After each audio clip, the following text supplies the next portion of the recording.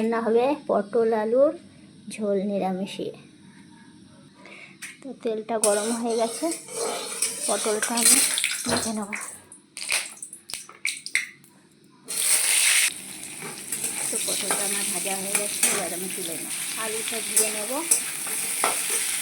মশলা এখানে আমি সব দিয়ে দিয়েছি, জিরে গুঁড়ো, ধনে গুঁড়ো, গরম মশলা, তেজপাতা, কাঁচা লঙ্কা সেটা দিয়ে দিলাম। এবার আমি পটলগুলো দিয়ে দেবো। মশলা দিয়ে তেল ছেড়ে দিচ্ছে, এবার আমি পটলটা দিয়ে দেবো।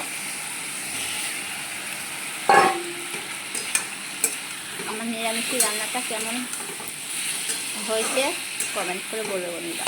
দারুণ স্বাদ লাগে নিরামিষে এই পটল আলুর ঝোলটা। এইভাবে বানিয়ে করে খেয়ে দেখবেন। তেল ছেড়ে দিয়েছে, এবার আমি জল দিয়ে দেবো, পাতলা ঝোল করবো।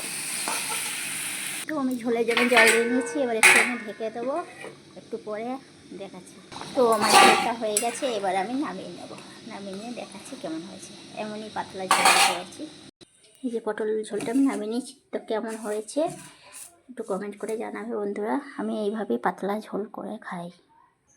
যদি ভালো লাগে তাহলে একটা লাইক, কমেন্ট, শেয়ার করে দিও।